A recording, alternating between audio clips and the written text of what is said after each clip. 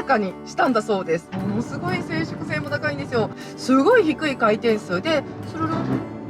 て出れちゃうっていう、こんなところでですよ、もうグイグイいけちゃう。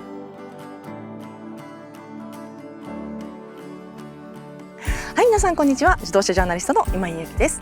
今日はこちら、前回ですね、公道解禁日に内外装と使い勝手編をお届けしてまいりました三菱デリカミンのフルモデルチェンジ走り編です。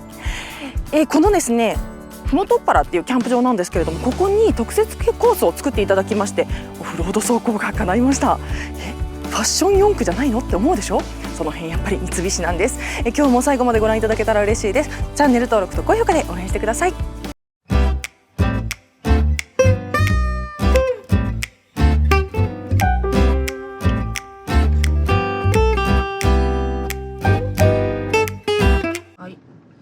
今回ですね、基本的にはね、そのハイブリッドなくなった云々というのはですね、ルークスと共通なので、なんとなくね、想像ができてたかなっていう感じがするんですけれども、この、ハイブリッドなくなった理由としては、あんまり燃費がね、ハイブリッドでも、このエンジン自体の制御もね、少しトランスミッションの制御も変えたということもありまして、あんまり変わらなかったんですって。で、昨今やっぱりね、この軽自動車っていうのは値段が上がってるっていうこともありまして、少しでもね、コストを抑えて、お客様に提供するために、そんなに変わらないんだったらハイブリッドいらないんじゃないのっていうことで、この、価格というかね、この設定になったんだそうです。それだけね、今のこのエンジンが非常に、燃費がいいということでもあります。さあ、今回ですね、はい。今ね、オフロードコースにね、ルークスと違って、オフロードコースをご用意いただきましたけれども、はい、オフロードコースにあたりましてですね、このヒルディセントコントロールっていうのがもうオフロード車ではね、有名ですし、三菱ユーザーさんよくご存知だと思いますけれども、このブレーキをかけて、ドライバーをですね、ハンドル操作に集中させるといったような機能がありまして、それがついているので、押していきたいと思います。いきますね。はい、このデリカミニのヒルディセントコントロールに関しては、もう車が全部ね、コントロールしてくれるものとなっています。おー、ちゃんとかかってる。時速5キロから30キロまで、車がですね、傾斜と、それから車速を勝手に計算して、怖くない速度まで落としてくれるっていうのがね、このヒルディセントコントロールになっていて、これがついています。で、これね、オフにするまで効いてますので、これね、もう切っちゃって大丈夫です。下り切ったら。というわけで、今私ですね、全く、もうアクセルもブレーキも踏まずに、床にですね、足ベタ置きしてたんですけれども、すごくですね、スムーズでした。そんな大した傾斜角じゃなかったんですけれども、それでもね、デリカミニっていう、この軽自動車っていうね、車角を考えると、これぐらいだったら十分なんじゃないかなっていう、逆にすごくないこんなのついてるなんてっていう感じもします。それから、今ですね、この、フロントの映像を見てていただいてわかるかと思うんですが、かなりですね、路面がボッコボコでございます。これね、カヤバのサスペンションが、ついているんですね。クロスムースっていうね、機能がついているんですけれども、これが、ルークスにもついていますね。で、かなり三菱に関しては、サスペンションの、もうその素材自体は同じなんだけれども、ルークスと制御が全然違いますよと。で、このデリカミニに関しましては、非常にですね、減衰をしなやかにしたんだそうです。伸び側も縮み側もすごく柔らかくしたんですって。で、ただ、柔らかくしただけだと、上物とかがこうブレたりとかするじゃないですか。そういうところをうまく調整していくのがさすが三菱の技術ということでですね、この辺も走っていて、あんまりね、確かに、ふわふわしないんですよ。丸みを感じる足にしましたということなんですね。見て見て。ほら、すっごいぬかるんでるでしょ。ここの底付き感とかが、さっきね、試走したんですけど、めちゃくちゃほら、揺り返しがすごい綺麗に収束していくんですね。これは、でも一人乗車なので、軽自動車って車重でね、変わってくると思いますが、少なくとも一人乗車の今の段階だと、めちゃくちゃしなやかに感じます。ものすごく、プルンと戻って、しかもスッと収まるっていうようなね、感じになってます。いや、これすごいなと思います。で、これは、そもそもですね、この当たりのために、いろんな技術が使われてるんですが、ちょっと待ってね、先にここ行くね。今ほら、かなり掘れてるじゃないですか。だから全然こう前に滑って進まないんですよ。これノーマルだと結構な回転数上がってきます。ここで、はい、走行モードをですね、グラベルにします。くるっと回すだけです。はい、このグラベルモードにすると、いきますね。一旦停止してますよ。おーおーおーおーおーおーおーおーすごいすごいすごいすごいすごい。あ、すごいすごいすごいすごい。しっかりとグイッと出ましたよ。これね、グイッとしないと、結構ね、掘れてて怖かったんですけど、しっかり脱出しましたね。すごいすごい。で、これもさすが三菱の技術ということなんですよね。で、このダイヤル式の走行モードも、実はですね、このデリカミニにしかもう入っていないっていうものになっておりますので、ここもね、デリカミニを選ぶ理由、デリカミニの価値観っていうところにつながっているかなとも思います。さあ、それではですね、この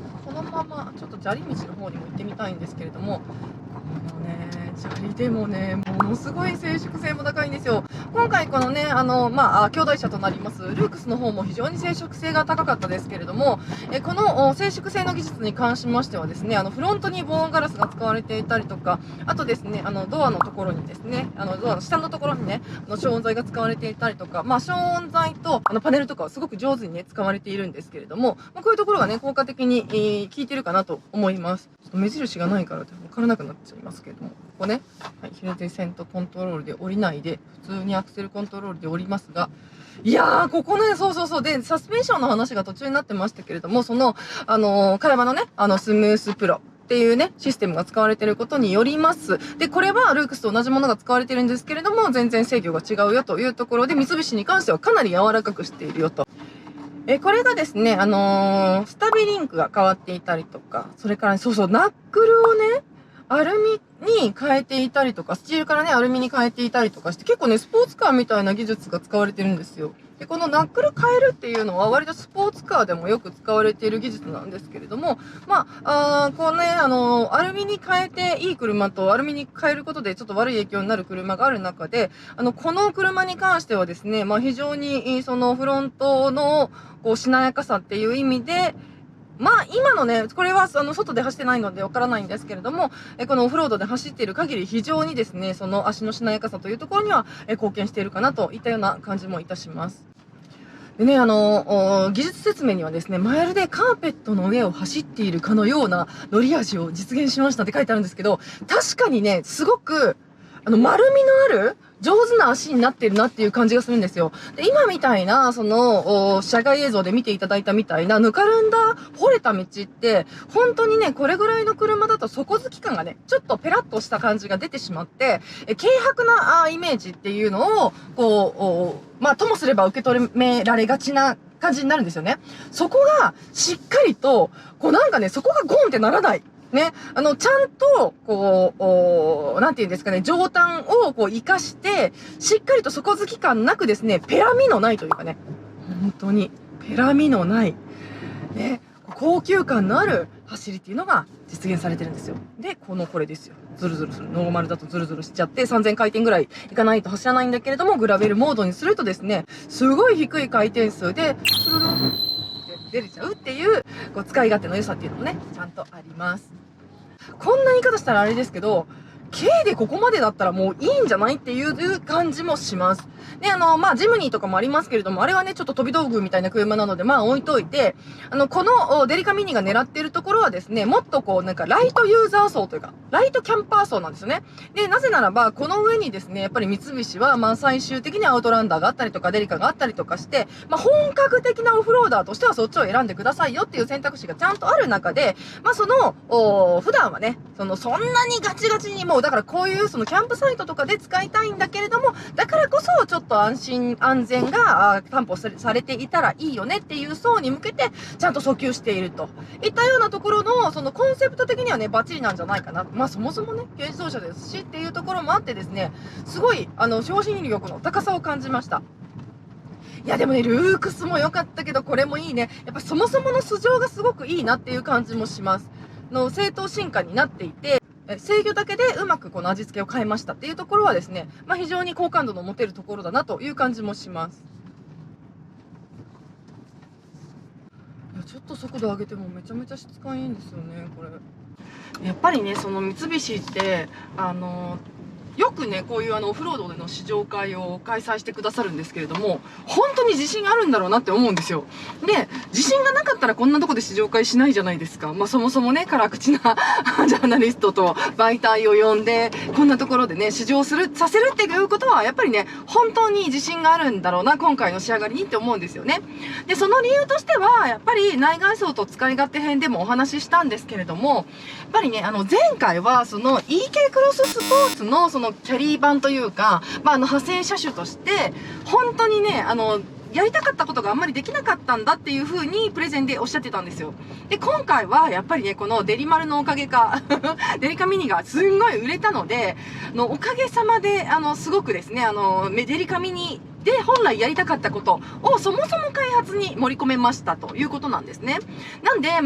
ジンとそれからシャッシーはキャリーオーバーにはなってますけれども、そんな中で例えばカヤパと組んでねプロスムース入れたりとか、そういった本来ルークスでやりたかったこと、本来三菱でやりたかったことっていうのが、そのデリカミニでやりたかったことっていうのが綺麗にですね整ってきたかなっていうのがこの2代目デリカミニになってるかなと思います。ですから、1代目もすごく良かったんですけれども、2代目の方がよりアドベンチャーになりましたといったところが商品力になっている。で、それが、見て見てこれ、本当に。もう本当にこんなですよ。こんなですよ。こんなところでですよ。もうぐいぐいいけちゃうっていうことね。しかも、いや、本当にこれがすごいと思うんですけれども、本当にねペラペラじゃないんですよ。なんだろうこの質感の高さ。静粛性ももちろんあります。これはねルークスでも感じましたけれども、静粛性だけではなくて、なんだろうなこのいやだって普通に坂も登れちゃうし、しかもいや本当にやっぱねこの揺り返しのなさっていうのがとっても質感が高いなっていうふうに思うんですよね。でそれに電子制御もしっかり効いて、まさに本当に軽自動車じゃないみたいな、こんな可愛い見た目でしっかり知ってるよっていうところが本当ね頼りがいがあるなっていうようなイメージもありますね。さあそして今回すごいのがこれですよ。これわかります？私この目の前にローラーがあるんですけれども、それをですね見えないじゃないですか。この透過している乗れてない透過しているこのカメラでほらちゃんと乗ってるかどうか見えるっていうね。これ実は洗車機とかでまっすぐに入るの怖いっていう人にもすごく有効だと思うんですよ。で今ノーマルだとですね、これ今ね乗りますね。これローラーなので乗りますね。乗ると乗り越えちゃった上手に乗り越えちゃった。ちょっといきますよ。はい乗りました。はい、いきますね。はい、ローラーだとですね結構ね踏み込まないと、このようにグラベルモードにするとですね、いきますね、めちゃくちゃ低い回転数でスルンって出れちゃうっていうね、こういう機能もあるんです。すごいですよね。車買ったら白山50、誰でも簡単施工できます。はい、というわけで今日はこちら三菱デリカミニフルモデルチェンジ走行編をお届けしてまいりました。いかがだったでしょうか。